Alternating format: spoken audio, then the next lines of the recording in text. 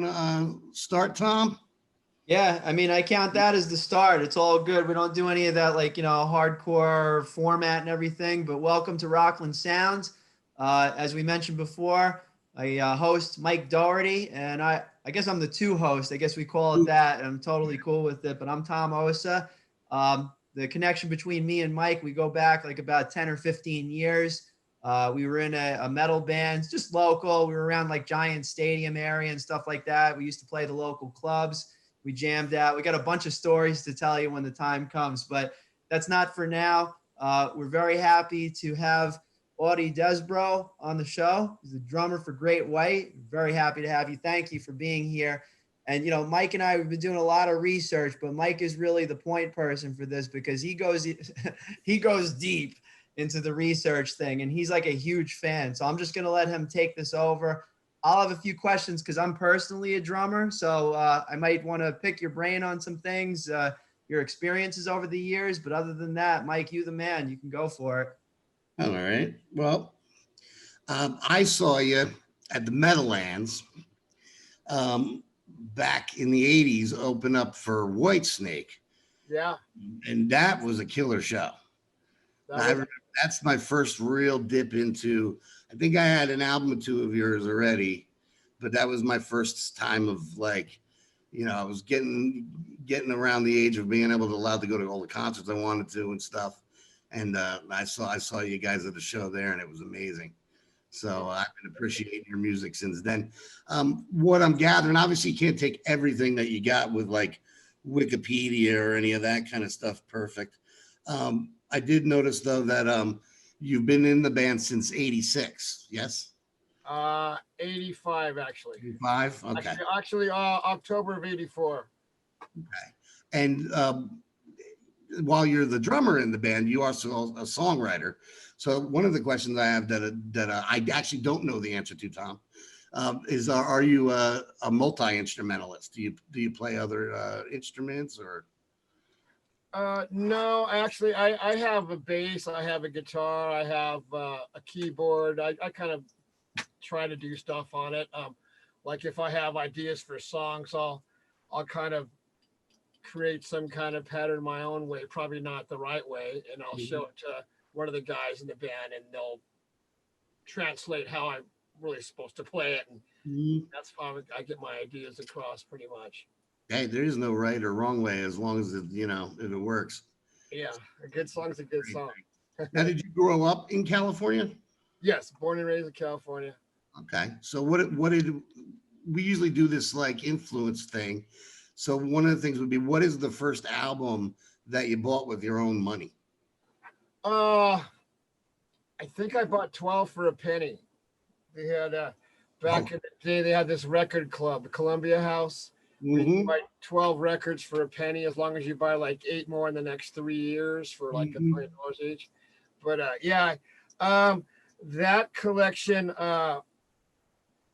consisted of Bad Company. No, I'm sorry, Free, the band Free, and Santana's first record, Grand Funk Live.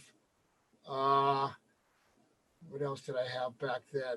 I had Beatles albums. Actually, my mom gave me some Beatles albums after John Lennon said that they were more popular than Jesus Christ, and they were freaked out. Burning records. She goes, "Here, you can have these. Take these things. I don't want these." So, I started studying the songs and playing along to them on my drum set when I was 12, and I became a big Beatles fan for many years, and I'm dating myself for sure. But Ringo is very, very talented. Drummer's got a great timing. He created a lot of cool stuff that people are copying nowadays or have copied from back in the day.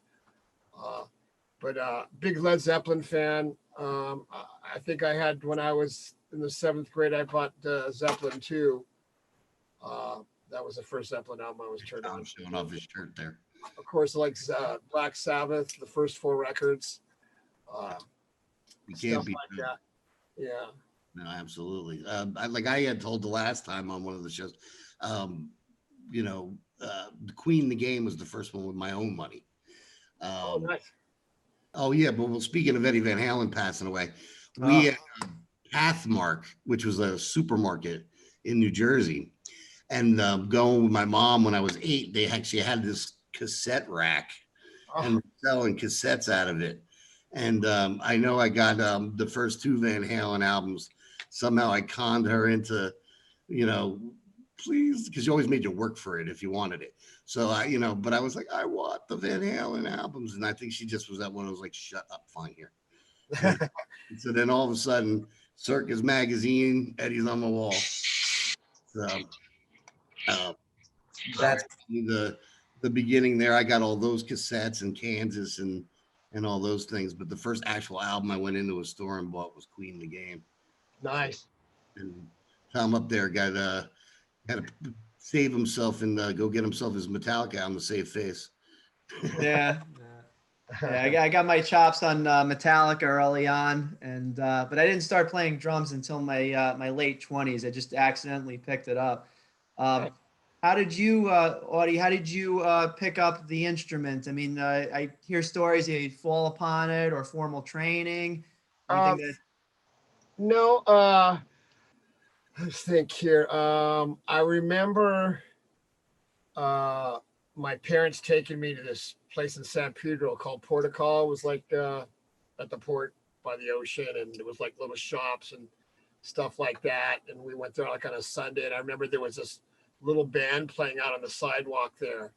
And I remember just looking at the drummer, and I was just watching him play, and I'm just going, man, I just like got so excited watching this guy. I go, man, that is awesome. That's what I want to do. I was looking at that metal plate drum kit, just going, look at that awesome kit. And just the guy's facial expressions. He just looked like he was having a great time. And, plus having those Beatles records and stuff. And then watching the Beatles movies like several times, like the movie Help, I saw like 60 times on matinees with my friend. Wow.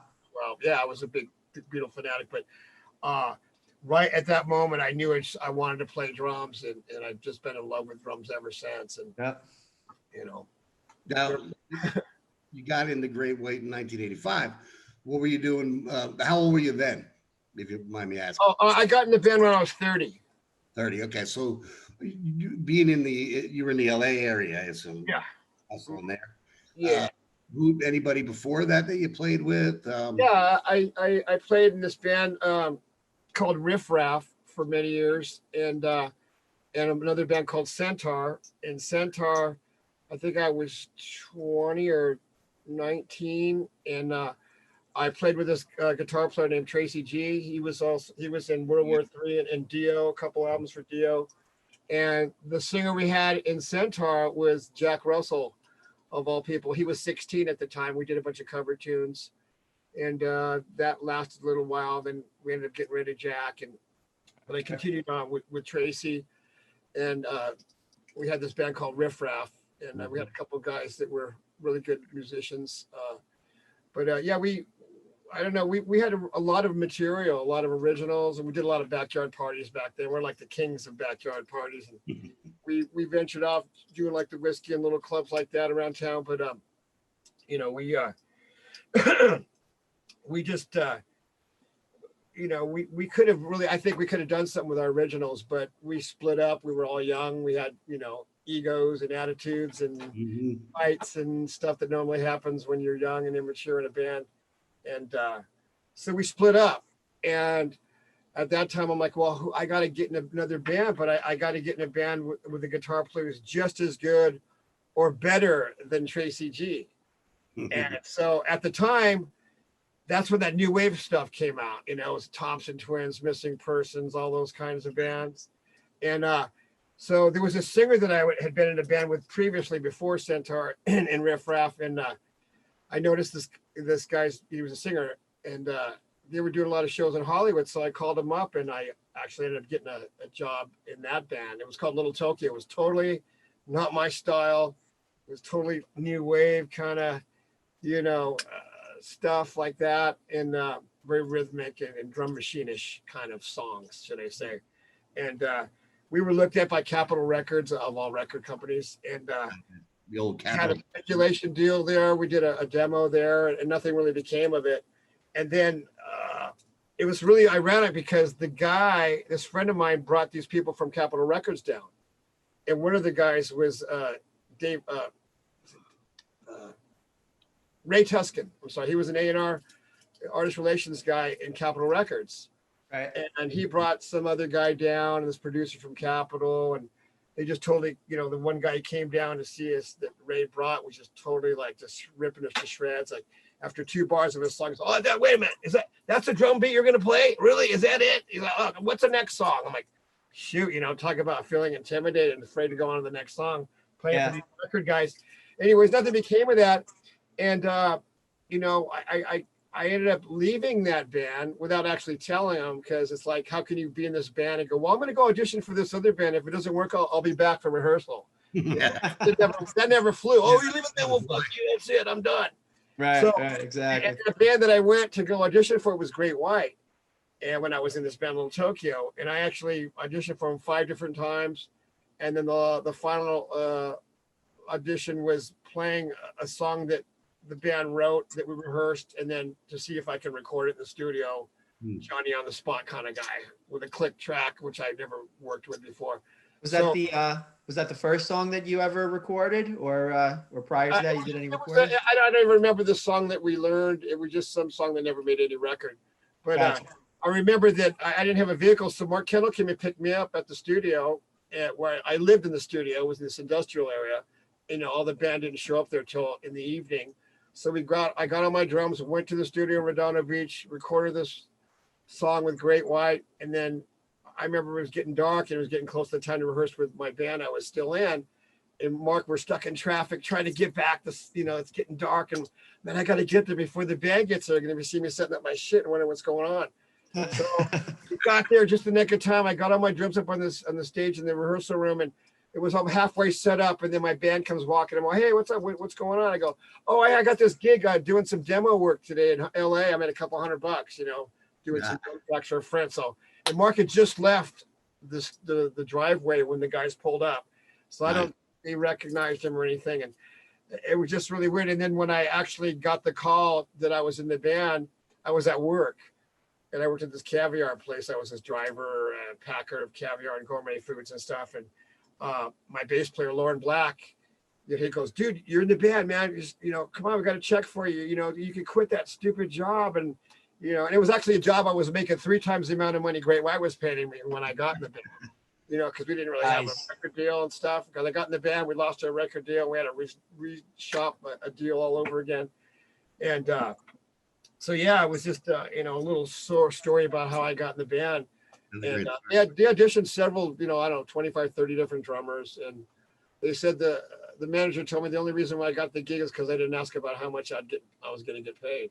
Oh, yeah, right. Everybody asked, like, well, how much do I get? You know, I was like, well, next. Right. So, yeah. And with the caviar job paying well, then you had the option of being picky. So yeah. Yeah. I mean, I had a keys to the company. I had a salesman, I had a secretary. I had a company car. I mean, I ran the whole place. I was actually asked if I wanted to move to Connecticut. They opened up another plant there. And I'm like, no, I got to stay here in California. So they just left me the keys, and I was in charge of everything. And then I just hung up the keys, and I didn't have the heart to tell them I quit. So I just never showed up one day. And then a couple of days passed by. This salesman called my house, and I answered the phone. I knew it was him, and then I hung up on him. I just didn't know I was already out there. It kind of smells in the factory. What's going on? Yeah, you know, stuff sitting here just getting rotten. But yeah, it was a trippy job, you know, and oh shit. Something to remember that you know, I mean, I had several jobs like that before. You know, I was in different bands, and I finally had the opportunity to get in Great White, which was great. And, you know, like I said, the rest is history. You know, the band's been through a lot of stuff, but you know, and I had left the band at one time as well. I got in a little fight with Jack, and they fired me. And so, you know, years had gone by. Jack out of rehab, called me up, asked me if I wanted to do a record and a tour. I said, sure. I thought it was going to be one record and a tour, and that would be the end of it. Here's like 12, 13 years later, and we're still going. You know, not with Jack, but, you know, I'm still going in the band with Great White. So, and as I'm looking right here, you have Great White Live coming out. Yeah, actually, I have it right here. It would jump. I actually hello. Yeah, there's a picture of Mitch on it. It's actually a double disc. It's a live DVD we did a couple years ago in Kentucky, and there's actually the whole show on CD. So if you're in your car, you can listen to the show in your car. Yeah. If you want to watch it on the big screen, here it is. And we have it at our official greatwhite.com. And we're getting so swamped with orders. Everybody's ordering them autographed. Like for extra $5, we'll autograph the CD for you.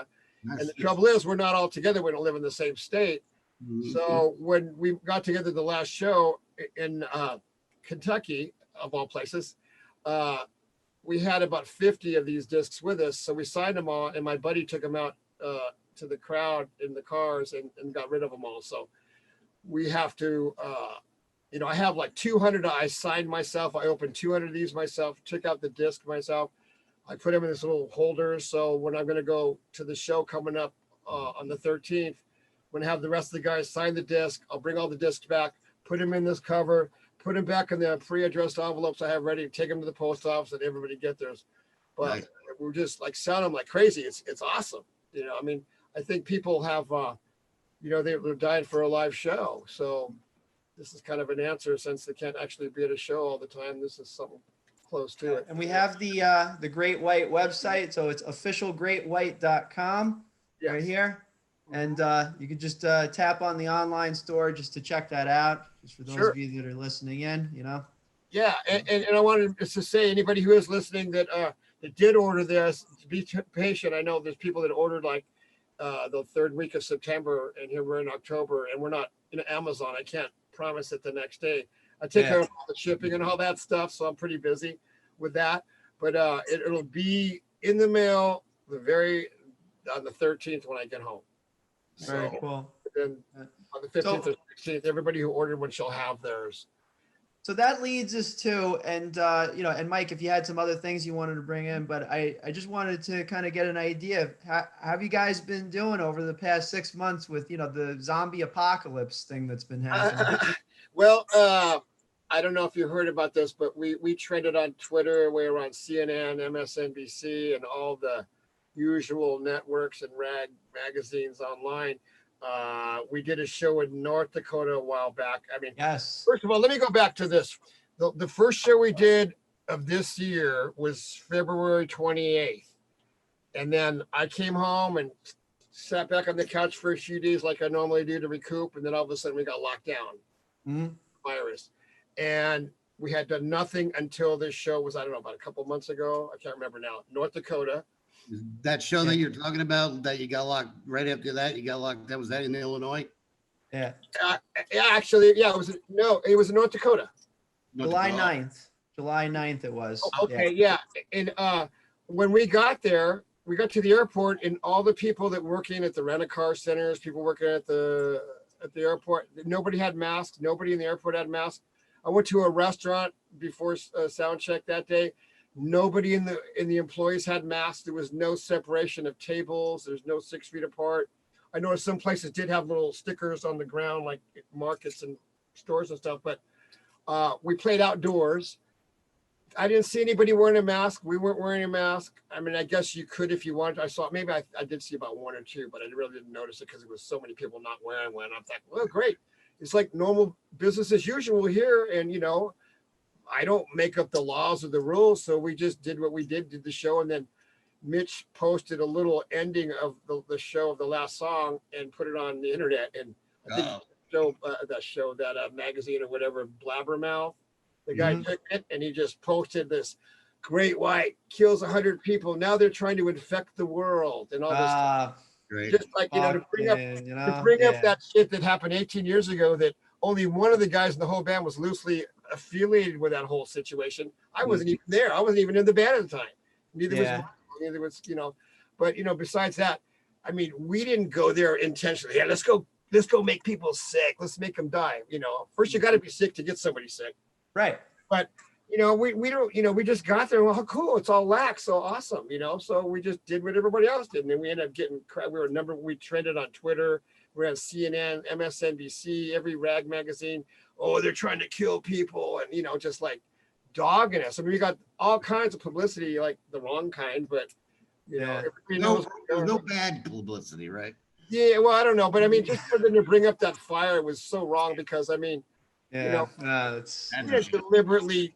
I mean, I wasn't even there for one. Mhm. You know, it was a horrible thing. I had friends that died too. You know, but yeah. you know, Yeah, we've but all you lost know. a few. So, anyways, we did that show, and you asked me what I've been doing this whole time, and so you know, we've been working on tunes on our own, different ideas, and bouncing them back and forth to each other. I'm trying to get my studio finished so it actually can work. It's my one computer in my studio is kind of old, so it freezes up and all this stuff with Pro Tools. And you know, I have this really old Pro Tools rig, and now there's like a 12 or 13 or a 20. I don't even know. Mine's a 3. So, you know, so anyways, we did that show, and then we had shows lined up in the next month, and we were so flipped out about it. We said, hey, look, you know, we called our attorney. He goes, you guys got a big target on your back. If I would just lay low right now until more people start playing and people get used to this stuff. So we canceled the Sturgis show, which went on without a hitch. And, you know, there was 250,000 people there, and it would have been great, but we would have gotten all kinds of crap for doing that. Nobody was doing any of those guidelines there either. So we canceled those shows, and almost every show that we had this year is moved to next year at the same time or the same date or pretty close to it. And we did a show in Chicago recently at a drive-in theater. It wasn't a drive-in, but they had cars parked like in a drive-in. People can have a little space in front with their chairs and blankets. You can bring your own cooler, and that went out without a hitch. You know, we wore masks at soundtrack, but when we played, of course, I would die if I didn't have oxygen, so I couldn't wear one. Plus, the first row of cars was so far away that when people applauded, you're like, wow, do they like us, or do we suck, or is it just so far away we can't hear them?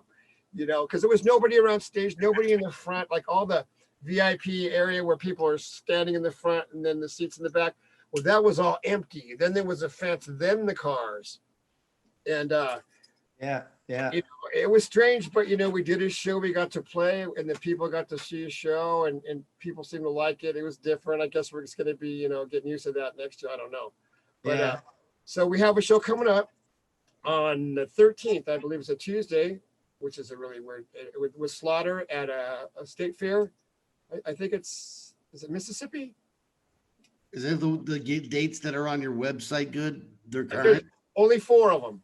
Okay. It starts from October, I think, and then there's one in November, one in December. Yes. Yeah. Because then they have a whole lineup, the whole from April. Yeah. We have a whole bunch of shows starting up. But, you know, who knows what's going to happen? I mean, either they're going to happen or they're going to get canceled or they're going to move another year away. I don't even know. I'm hoping that they'll go through. You were talking about the drive-ins, the drive-in shows. They're doing them here too in Texas. Yeah, I think they have tailgate. Yeah, for a while ago, they were getting rid of all these little drive-in theaters because nobody's really going to them. I think they should reopen a whole bunch, and you know, who knows? There might be a whole tour of drive-in theater tours. You know, well, they're actually doing it here where there's an arena. In a place called it's called the HEB Center at the after the grocery store. Seems to be my theme tonight, grocery stores. But they're just using the parking lot. So right. Yeah. Put the stage in the parking lot and 4 people for $100 and you get a couple spots and you rock out. Yeah. I mean, it's working thing. I mean, you know, hopefully we'll get it back to the norm, but it's better than nothing. I mean, that's the thing that's really bothering me. It's like, you know, music and sports are really needed for people to have that adrenaline release, that release to get away and have a good time and forget about the reality of the horribleness that's going on. But, you know, just all that stuff, you know, I mean, I used to be a big sports guy, but now it's so political. I don't even watch sports anymore. It's like, you know, screw you. But now I heard that the basketball is going to take all their Black Lives Matter stuff and all their shirts of criminals off and go back to being, you know, professional athletes. Yeah, they said they're not going to do any of the social stuff next year because nobody's watching. I mean, it sucks though, because, you know, there was a lot of big arena and stadium tours planned, and, you know, who knows, now they're talking like 2022. Yeah, exactly. If we don't know, got all your crew guys and everything too. And all the techs that work at all these venues and vendors, and I mean, they have no jobs for so long, you know. Right. Yeah. It affects the economy. Bottom line. I mean, you take people off, you take the stars off, then everybody that's dependent upon the stars, they have to scramble and find the next thing. So it's, you know, Yeah, and I think that's why wild. our DVD is doing so well. You know, nobody can actually see a live show. You can actually see kind of a live show on your TV. You know, to have is watch whatever you want. But yeah, I mean, I'm just hoping that we'll be able to do the shows we have next year. You know, because if we don't, I mean, I'm gonna have to find something else to do for another year. I mean, I don't know. Totally. I might have to be a drum teacher or something. I don't know. I mean, I don't know. I don't have my wife's, because my wife's a school teacher. She goes, you could no way teach people like, she goes, you have no patience. I go, I know. It's like teach a kid like a basic beat. Just fucking drum it, all right? Yeah, It's come easy. on, like this, you idiot. You know, but I did teach a couple of kids back in the, you know, years ago, and all they wanted to do was learn like AC/DC songs or listen to me tell stories about what I've done in bands. And it's like, you know, it's kind of fun. But you know, nowadays, though, if I had to teach kids, he'd want to know, like, you know, Avenged Sevenfold. I'd be totally lost. Yeah, I hear you. Yeah, but you know, like you drummers, you guys, the two of you guys don't get that like aggression out of, you know, you guys are gonna go stir crazy and the world's gonna be in big trouble. Absolutely. Well, I mean, actually, when I got back and we did get locked down, I mean, I've been playing for so long that I've had a lot of problems with my neck. I have deteriorated discs with bone spurs, and I have tennis elbow, and I got things wrong with my ankle from an injury from years ago that never got better. So when we did get locked down, I didn't even touch my drums for a couple months, and I got I healed a little bit, you know. Oh, that's good. So it felt good. And then when I got back in it, I was like really rusty. And then, you know, after a couple of days, I got back in the swing of it, and then we did the show. And ever since I got back from this last show, I've been hitting the drums every day, you know, just because I just want to be fluent and have, I mean, I know the songs, you know, we all know the songs, but you know, there's a certain amount of stamina and then there's a certain amount of polish. That's still missing from us because we're not rehearsing together as a band. I mean, we can rehearse on our own, but there's nothing like rehearsing with the guys. I'll play to the songs on YouTube or something, but it's not the same because there's that reference that's there all the time. Yeah. You know, when it's gone, you know, okay, now it's a whole different, you know, ballpark. Like when you hit that stage, it's way different, a lot more energy than when you're like pounding them out in your room. Yeah. And that shot of adrenaline, you got to learn to pace yourself. Oh yeah. You know, being a professional. Oh, absolutely. And if you're not ready for that, you get that shot and you're downhill. Yeah, you know, and back in the day when I was like back in the party mode when I wouldn't get any sleep, you know, I'd be really tired and I'd overcompensate. So I would think I was dragging. So I'd speed the songs up and like the songs playing out. And my singers go, dude, that's way too fast, man. Or that song was way too slow. And, you know, depending if I was tired, you know, I would play faster, or, you know, than I needed to. Or if I was really rested, you know, just, you could tell. So after a while, I just said, you know what? I play to a click in the studio. So I just started playing to a click live. It's like, you know, I don't, it's just a reference. So that way, when people go, hey, that song seemed too fast, I go, no, dude, it was 140 beats per minute, just like we recorded on the record. There's no guesswork. Gotcha. So, and I always notice, like, when I'm well rested and full of energy, the songs feel like they're really slow. Like, I want to just push them. And then when I'm really tired and I play, the songs seem like they're hauling ass. Like, I got to keep up to them. Yeah, but, you know, the click things, it's a really good thing for a reference, you know, like, it's just right there. And it's fun because you can play, you know, right on the money. And then you like when there's a chorus comes up, you want to just get on top of that beat just a little bit, just push a little bit, and then settle back down.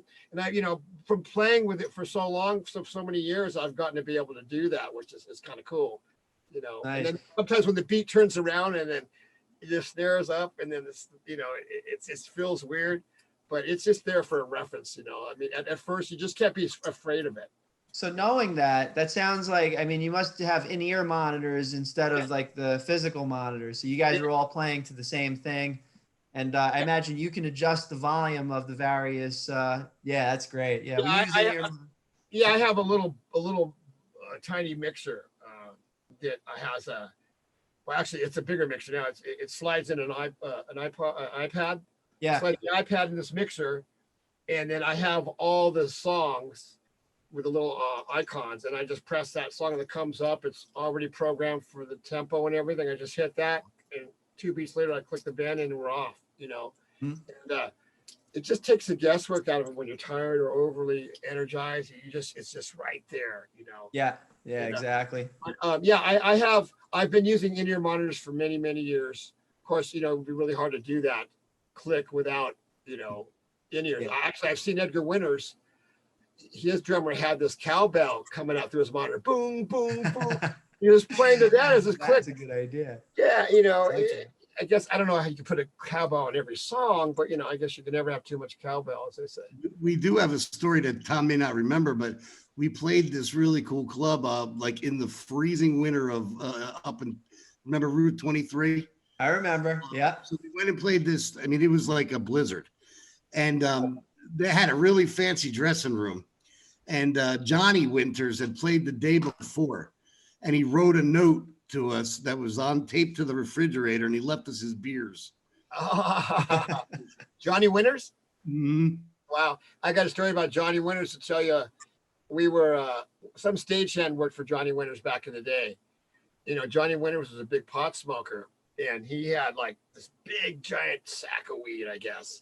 And the guy, one of the crew guys goes, "Hey, Johnny, man, can I get a little bit to roll a little joint?" He looks at this bag, goes, "I really don't have that much." I couldn't believe it. I mean, this huge sack, it must have been a pound or something, they said, but he wouldn't cut loose with like a little dupe for the guy. It was just really funny. Well, I could say one thing for being a fan of yours and an admirer of your music for a long time. I right now want to see a Great White Show with your enthusiasm. Because I try my best. Like, what's funny about this live DVD, we knew we were going to record it. And actually, we just basically recorded it just so our booking agent can have a clip to show the different buyers. Yeah. Here's Great White. Here's what they look like. This is what they do. So we recorded the whole show with some really good mics and stuff. And then Mitch actually mixed the audio and the video and edited the whole thing himself, which he did a great job. And, we go, we should release this thing, it's just sitting there. Mm-hmm. And we're not working, so we might as well try to make a few bucks, pay our mortgages. And so he did a really good job on that. I was really impressed. I don't know too many singers that can have that kind of capability to mix and produce and edit video. He's a great singer. I have a story about him. Do you know where he's actually from? Like originally? Yeah, North Dakota. The place we played at, where we got all the crap from. Got it. Yeah, right. Yeah. So I went and saw one night, a friend of mine used to work at an easy listening radio station. Mm-hmm. And he got free tickets to see Tori Amos when she first came out. Yeah. So we go to the show and it was great. It's just her and a piano, but it was cool. And then we're driving around and we hit a certain part of New Jersey where we got towards the middle, central, southern Jersey, and the radio station changed to like that area. Right. All of a sudden, they're announcing a show in Asbury Park, New Jersey, which is famous for the Stone Pony and all that. Right. Sure. Tomorrow night, JB and the Wild Ones, October 1983, and it was 93 or 93. So we knew it was Bon Jovi because they were coming out with a record and they kind of got back together. Needless to say, we get tickets to this little club, held about 300 people. Mm-hmm. Watched the show, and I swear that Mitch was there. Oh, really? And I went, "You're Mitch, aren't you?" And he was nice. He shook my hand and walked away. But so that's my first. I didn't think he had a solo album out. Yeah, he's got a few solo albums out, actually. Yeah.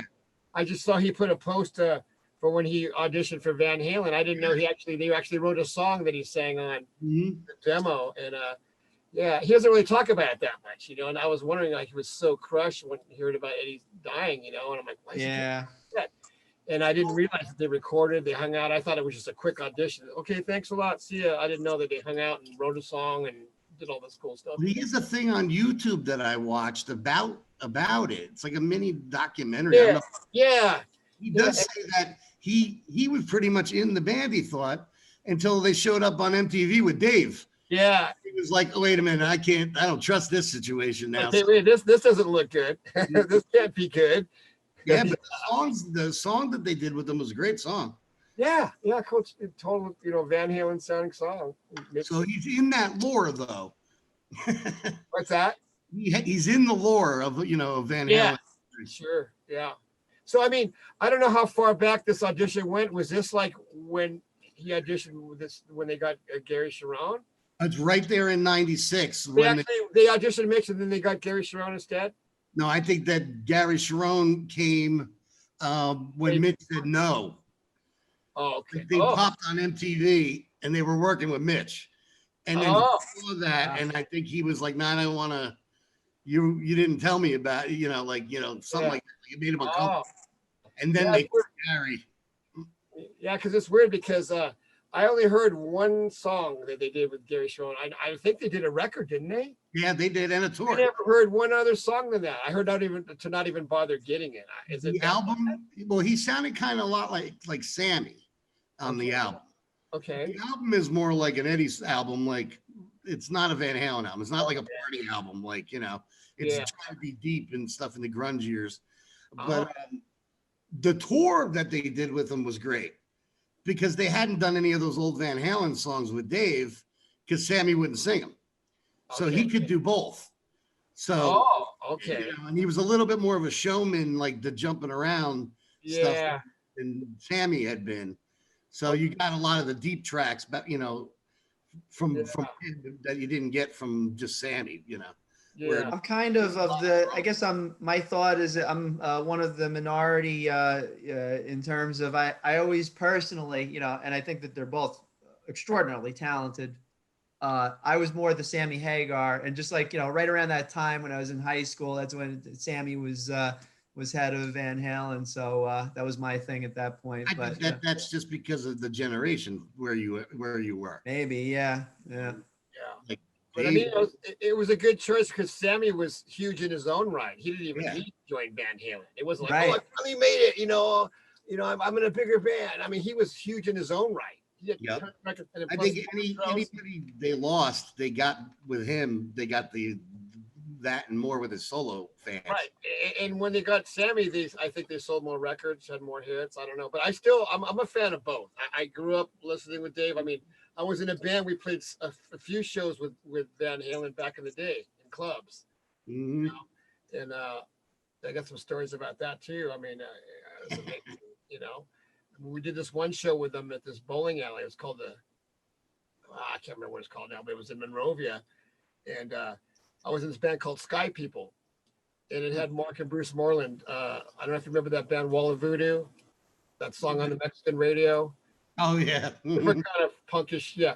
Anyways, he became in that band, but it was Sky People. It was Mark and Bruce Moreland and this guy, Randy, that was a singer that we had. And we did a show. We opened for Van Halen. It was a Fabulous Cyclones, Sky People, and Van Halen at this gig, at this converted bowling alley in Monrovia. So our set, we had two sets. We did one set of covers, and then we took a 15-minute break. We put on all our makeup and our costumes. We were like a space age kind of Kiss, Metallica versus meets Queensryche kind of a sound before those bands ever really huge and existent. And I never forget, we're getting ready to do the original set, and my bass drum pedal, it was back when they had the leather strap, and the strap broke. Yeah. Not the chain, the strap. Yeah, this is before the chain, and so I'm like, shit. So I go to the drummer for the band that opened them. So I go, dude, I broke my bass drum pedal, can I borrow it? He goes, dude, he goes, see that truck right there? He goes, my drums are in the front of that truck and everything's piled. I go, okay. And I go, what am I going to do? I got to go on in like 5 minutes. I go, I can't ask Alex. There's no freaking way. You know what I mean? Yeah. I was so intimidated by him as his drumming was so amazing. And he could take a cover song and make it better than the original, So anyways, I'm thinking this, and all of a sudden somebody's tapping me on the shoulder. I turned around, it was Alex, and he's holding his Ludwig Speed King pedal. He goes, here, you can borrow this, but don't you break it. Oh my God. I'm like, I got Alex's pedal. Oh my God, I can't break it. I put it on. I'm like, oh God, he's going to sit there and laugh at me and think I suck. I mean, this guy had me, I was so intimidated by this guy because he was just going to laugh at me. He was so confident. The whole band was. I mean, when they got to sound check, Eddie had this Ford Econoline van and all the equipment in it, and they all came out and they had these gray jumpsuits on, those like janitor jumpsuits. They all set up all their gear. And then when they're all setting up, they took off the jumpsuits and they started playing the song. And they sound checked with Nobody's Fault But Mine by Led Zeppelin. And that album just came out that day. They learned that song. They were rehearsing and they were playing it to the T, And Dave turns around and he goes, just practicing, boys. You know what I mean? And this was that Nice. sound check, and they're playing the song to the T. I'm like, oh my God, this, it's amazing. It's a brand new song. They have it down. They're gonna play it. And then after they got done playing, they sat in this little circle on stage, and they're popping some beers. They're drinking. They're just sitting there talking to each other like nobody in the room existed. Like nobody was there. They had this vibe, and they knew they were gonna go somewhere, and everybody knew it. Everybody hated them. They were just the band you love to hate because you're just so jealous of them. You know, I mean, I was like, oh, these guys are great. I hate them. You know what I mean? And they had the biggest following, and we always ended up having to do shows with these guys because we had our own following, because we had costumes and platforms and makeup. We were like Kiss and just this weird sounding rock stuff that we had a big following just because of the way we looked, and the songs were so weird. You know? And but we always got stuck, like we're gonna do this big show, and Van Halen's gonna headline.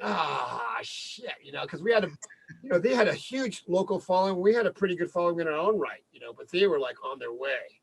You know, they got signed. It was like all of a sudden all these bands just started lining up, and Motley, Rat, Great, all these different bands just started getting quiet. Right, everybody started getting signed. It was awesome. You know, what a scene out there. The vibe. Yeah. I watched this one clip of Dave Lee Roth in an interview, and he was funny. Well, he's always pretty funny. Yeah. But he was talking about back in those days, they would play like maybe 5 sets a night of 45 minutes sometimes. Yep. I've seen them. He said, trying to learn all the lyrics because there's no teleprompters back then. He goes, he came up with the "Don't bore us, just get to the chorus." Yeah. And he just learned the chorus of the song, and then the rest of the time he'd just be like, and sing. Oh yeah, I had a singer like that. He never learned the lyrics. He just make up his own.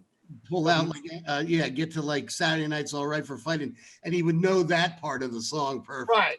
Nobody knew because everybody's drinking and dancing. Right. Did some key phrases like, "Oh yeah, that's the song." Yep, brilliant move. Well, we've had a great time talking to you. Tom has a prior engagement. As we promote your CD, well, you got the DVD and live album coming out. Yep. How about when we get you back to playing some shows, we can speak to you again and promote some of that. Absolutely. And have a round 2. That would be great. I'd love it. All right. Awesome. Well, I appreciate you joining us here at Rockland Sound. Thanks, great guest. It's great so far. We've had our 3rd guest, and we haven't had anybody that didn't want to answer a question or sat there clamming up on us. I hear you. Everybody's been enthusiastic and really seems to love what they do as a musician, which we do. Absolutely. We're basically genuinely fans of music and enjoy making it and want to keep it going for everybody. Awesome. We got to keep the music alive. I tip my hat to you, my cat to you. Oh, and if I had a cat around, I'd tip that to you. Cool. That's what I should have been doing that first, and I wouldn't have stumbled over my words. Number 2, make it so. All right. Well, again, Audie Desbrow from Great White, thank you very much for joining us today. So this is Rockland Sound. You can learn more about us at rocklandsound.com, or of course, you can check us out on Facebook at Rockland Sound. Stay tuned for our next guest. We're going to be doing more and more podcasts over the next several months, and we're looking to keep the music alive in Rockland County, New York. Take care for now. I'm Tom Osa and Mike Doherty. We'll see you next time. Thanks, Tom. Thanks, Mike. Thank you. Great job. Let's keep in touch, man. We'll talk to you about the website, too. Sounds great. Yeah, thank you. All right, we'll look forward to talking with you. I'll get the stuff to you.